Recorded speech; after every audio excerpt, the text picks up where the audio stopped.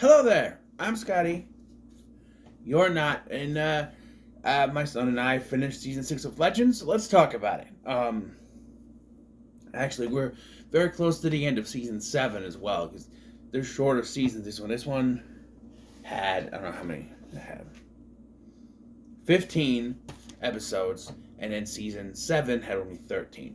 This, I think, is the most ambitious of the seasons, and this was done post COVID or during COVID as well. This is done in 2021. So, yeah, but it was filmed then, and you could tell with some of the stuff, there's not a lot of extras here, but, you know, and COVID protocol started, which means to go into Canada, you then had to have I think it was 2 week quarantine before you could do anything. So a lot of guest stars, but they try to keep on track with this season. But I think they went there ambitious. There's a lot of CGI in this season, and I think that's why season 7 is toned way down in this season. In that season than this one, because we introduce aliens. Yes, aliens have been around. The Dominators and the crossover, and of course you got Supergirl. A lot of aliens on there, but we introduce aliens here.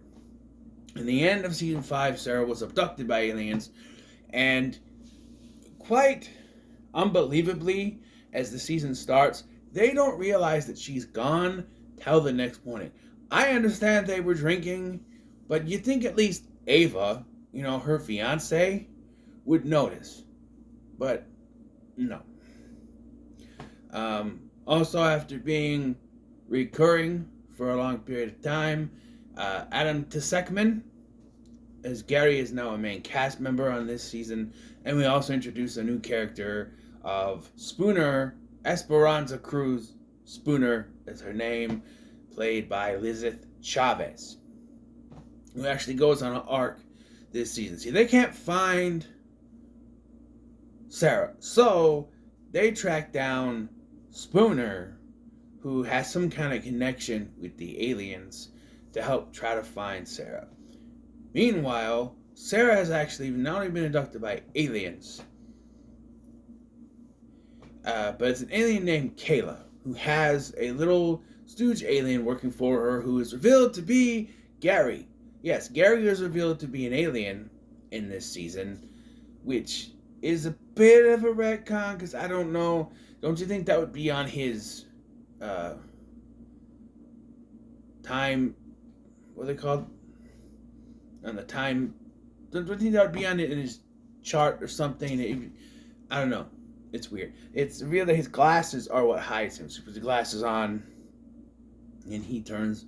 He looks human. So, yeah. And strangely enough, the one most affected by Sarah's absence is not Ava, but Mick. They're the last of the two OGs.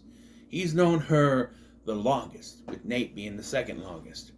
So, with that, it does affect Mick. You can see he's drinking more, and he's acting more abrasive. And then you have the added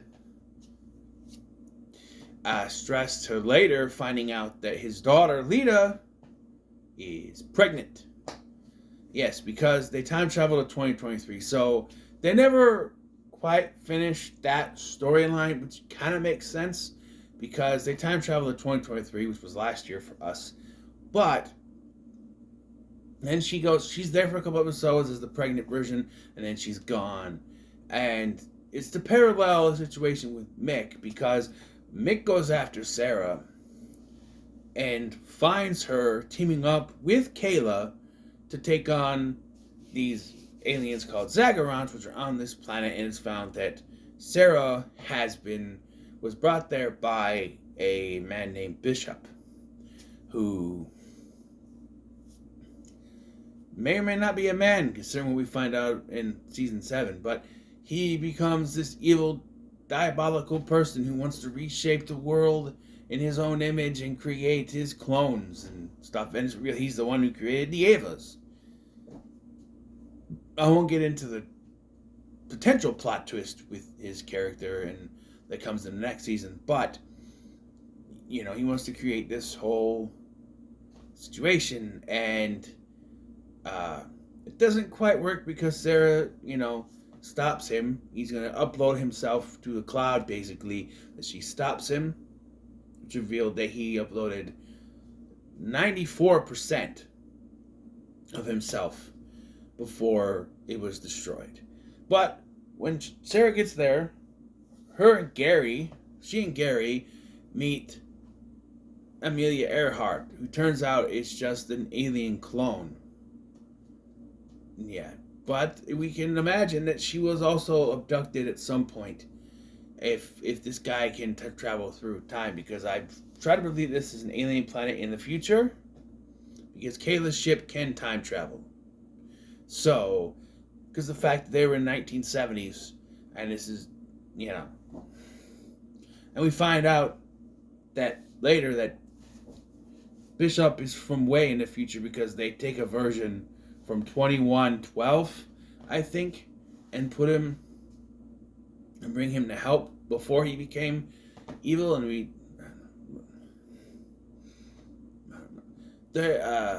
but Mick comes to the rescue for Sarah, but Sarah does get bit by a Zagarons, which we find out is lethal. However, Bishop does claim to have a cure, but it turns out it wasn't a cure, and that Sarah actually died from the Zagaron bite, and he created a clone.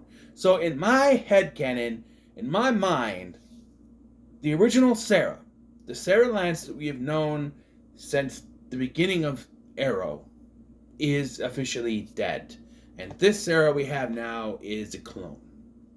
With all of Sarah's memories, acts just like Sarah, but in my eyes, Sarah Lance died on that planet. The original Sarah Lance. And yes, you go, well, technically it's not the original Sarah from season 1 of Arrow, because it was a different person. Well, it's a different actress, but it's the same person. It's supposed to be the same thing. And they even go back and reshot some of the footage for season 2 past that. So, yeah, it's the same person, just, But that person died on that planet, and now she's a clone mixed with alien DNA. So she can't die now. She gets shot. And we find out in season 7 she can explode and still be fine. Although that's not... I don't know. It's confusing. They also expand some of the characteristics of Zari this season, as last season she started to have feelings for Constantine, and that is starting to kind of spread, and it come into question because Constantine, of course, has this dark side about him, and Zari is this, Yasqui type person, and she begins to change and become her real self with him. But John goes down a darker path this season when he loses his magic while protecting them and goes on a dark path of juicing and becomes more dark and evil. He fights with his dark side, and then, unfortunately, the dark side wins out. And he begins to go on his quest to find the Fountain of Imperium, which is supposed to restore his abilities, but he can't wait long enough. That's where he starts juicing, but he's still trying to find it. And he ends up turning on the team and teaming with Bishop, who, like I said, survives and uses Gideon to print himself back up because he apparently saved... They say he saved Kayla, but I don't understand how if he was up in the cloud thingy. But apparently he did. I don't know that writing. But also we find out, so on the planet, Mick and Kayla, they hooked up. She's an alien chick, but they hooked up, and he was strangely into it. However, the belt is impeding on me. There we go. However, in that ending, Gary tells him that in the alien species, the men carry the babies. So Mick has a whole bunch of baby eggs in his head, and he's going to deliver. But he delivers eggs still. They come out of his nose, and Bishop helps him. They don't trust him, but he helps him. He only does it to get Mick's comms, so he can end up teaming up with Constantine later. But through his nose, and with all these eggs, and yeah. Uh, when it comes to Astra, we lean more towards something with her and Beira, but don't go fully into it. But also, she is also learning her own magic. Now that John is gone, now that John not gone, his magic is kind of poof, and he does go on his own direction. She's sort of the magic person, and is kind of being treated as she's going to take John's place as the magic person on the show, so to speak. They're getting ready to kind of get rid of him. So, yeah, Gary is Gary, but I feel like he's more involved with the team this season, even though they sort of should have something against him for helping Kayla kidnap Sarah, but they kind of just brush it off because it's Gary. Nate is also struggling with the fact that his girlfriend is, well, in a totem, and so they do the thing where they switch the Zaris back and forth, which does kind of make it easy, but it's towards the later end of this season where they switch them back and forth, and then Nate spends some time in the totem too, at the beginning of this when he, so. And Spooner is also dealing with her own issues. She's been alone. She's a doomsday prepper. She's been on her own for God knows how long. Now she's part of this team. And then, towards the end of the season, they land in 1925 where they meet her mother. So now, she's got to deal with this whole situation where her mom is right there. There's a little version of her, and they find that the Fountain of Imperium is not just a fountain, it's a living fountain. It's a living thing. Because, as Gary explains, mushrooms are aliens who have come to the Earth to protect us, apparently. And we eat them. And maybe that's why certain mushrooms can give off certain visions. Also, it is hard to try to explain Bayrod's whole... He's a druggie, right? He's a druggie. He does the weed, he eats the gummies, and my son is confused because, you tell your kids drugs are bad. You don't want to do that. But at the same time, in some parts of this country, weed is legal. That stuff is legal. So, I don't know. I told him, hey, you turn 21, you can do what you want with that. But for right now, it's bad for you. Once you're an adult, you're 21 years old, because that's when you can start drinking and smoking now. Once you get that age, it's your choice. But as of right now, it's bad for you, okay? So it's hard when you see a character on TV, And I'm still surprised they did that. I mean, they filmed in Canada where it's totally legal. So, yeah. But again, he wasn't actually doing that stuff. But he has the gummies, and he's got They do wane that character off of that stuff in season 7, because I think they were trying to lean away from it. Maybe standards and practices was like, you can't keep doing that. I don't know, but going into that. But I did like the alien aspect. So, as mentioned, each season we have to go after and do something. Except for season 7, we'll get that. That completely changed the premise because of the budget. But season 1, they were tracking down points in time where Vandal Savage was. Season 2, aberrations. Season 3, anachronisms. In season 4, it was the creatures. In season 5, it was history's greatest villains. Now it's aliens. So they go through different time periods to find these alien pods that have landed. Sometimes you get zombie making meat, or you get stuff like this one that pops in my head. You get an alien dropping in on a sitcom that Bayrod watched when he was a kid, when he was younger, I guess I should say, and it's a play on Grogu because it's an alien with little cute alien with big ears. What are you supposed to think? It's a play on that, right? At the same time, there are episodes where characters disappear, like Mick won't be seen, and then later he'll just be on the ship drinking, like, oh, you have to explain where he was in the next episode. That kind of continues on. They show up and go in, and he's in there drinking. Or, like, during parts towards the end of the season where the climax happened, Behrad is just gone, and they don't mention him. And then after shit happens, Behrad just kind of shows up, and then he's like, I go home, and everything is like, why didn't they explain that in the prior episode saying he went home? They don't explain where he is at all, so it's confusing. Oh, and yeah, the actor who plays Behrad, which name I can't pronounce, is also a regular now, starting with this season. So that's three new actors to the show. But we also lose 2 actors this season, as Dominic Purcell leaves the season at the end, leaves the show at the end of the season, if I can speak English, with Mick deciding to stay with Kayla and their alien brood because he technically abandoned Lita, so he didn't want to do that. Although, I think we were led to believe that his head was going to explode and die because of the alien babies. And that's why, because Lita, when she shows up, the 2023 version says that she hasn't seen him for 2 years. Which would be 2021 is about that time. So, could it be that he'd left with Kayla, so that's why he hasn't seen her? But I have a feeling he'll check in now that he knows she's going to be pregnant. I don't know.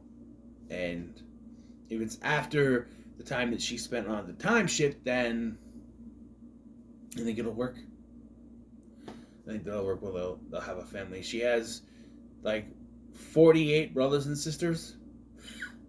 Any brothers and sisters now. So he leaves, and then also John Constantine leaves. Not the actor Matt Ryan, but John Constantine leaves. See, in the climax, he tries to find the Fountain of Imperium. He finds it. We find out that the Fountain of Imperium, we find out what happened to Spooner is not what she thought. What she remembers is her and her mother both being abducted, but she was let go. It turns out her mother died while trying to fight these people who wanted her property. She ran when they approached, so they didn't see what happened to her mother. So her mother died off screen from her. And she was taken by the fountain, given alien powers, and shot up into the air and left in the future. So she didn't even know she was from 1925. So it's very confusing for Spooner with all this. But she wants to change everything, but they can't change everything because if she never meets the legends, then she's never there to change things. So they have to let younger Spooner go up into the thing, which she does, but John connects with the fountain, but Bishop has poisoned him, so it poisons the fountain, which gets rid of the protection.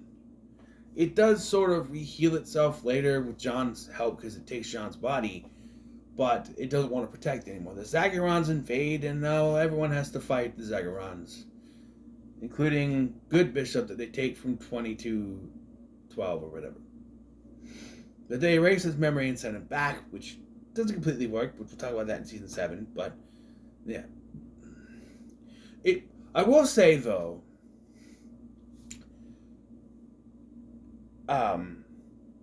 after the episode where they save Sarah and get back to the time ship, feels like it could be a season finale in its own right. And the rest of the season, we're just trying to track down the rest of these aliens. And there's no real villain, although John does start to go into the dark. There's no real villain until Bishop shows up again towards the end of the season. And it's like, oh, okay, here we go. We're going into it. But it does feel like in the middle of the season, just sort of Monster of the Week stuff. Oh, where are we going? What's this going to do? And then once you hit that, once Kayla shows up, it's revealed that Bishop is still alive technically. Okay, we got villain, we got stuff going on, and then John is corrupted and all that, and and so John is technically still alive. John Constantine is still technically alive, although his soul is now owed to heaven or to hell again. So he's back to where he started when we met him. So they kind of hit a reset button on John Constantine, which is a little backtracking, but I think it works. Instead of just outright killing him off, the character is still around, but he gives this key to Astro, which we find out later is something that helps them in the next season. I won't talk about it, but it does come in handy. The mansion was shown in season 5, but they use the mansion a lot more here in this season as well. Overall, so yeah, the character of John Constantine leaves the show, but Matt Ryan does come back next season. We'll talk about it. But overall, I still think this is decent. A lot of people say that 3, 4, and 5 are the best seasons. I still think this is on par with the stuff from 3, 4, and 5. If you like season 5, I think you'll like this. It's definitely the most ambitious, in my opinion, and probably the highest budgeted season. I'm pretty sure all the CGI stuff with the aliens, a lot of budget, which is probably why they went way down with the last season, because season 7. Because yeah, we'll discuss season 7 and why it's probably the worst. It still has its good points, but yeah, the season ends though. Everyone walking back to the ship, and another wave rider comes out of nowhere and blows it up, leaving them stranded in 1925. How are they going to get out of this? Well, we're going to have to wait till I finish the next season, and then, yeah, but people watching it didn't have to wait. So, after season 5, you had to wait an entire year for season 6. However, after season 6 ended, you had to wait a month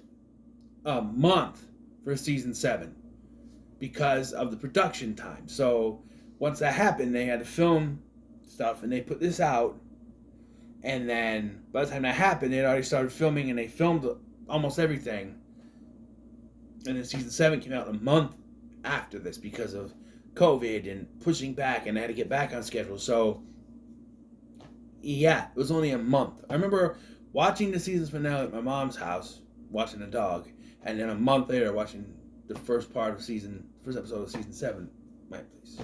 But we'll get into my ups and downs and frustrations with season 7 next time when I talk about it, and we'll finish off this review series then, which will be a couple weeks. But yeah, we should finish it then, pretty sure. But so until then, what are your thoughts on season 6 of Legends? And we'll come slow. Make sure to like, share, and subscribe. Legends of Tomorrow, whatever. Thank you for watching. I've been Scotty, and I'll see you in the next one.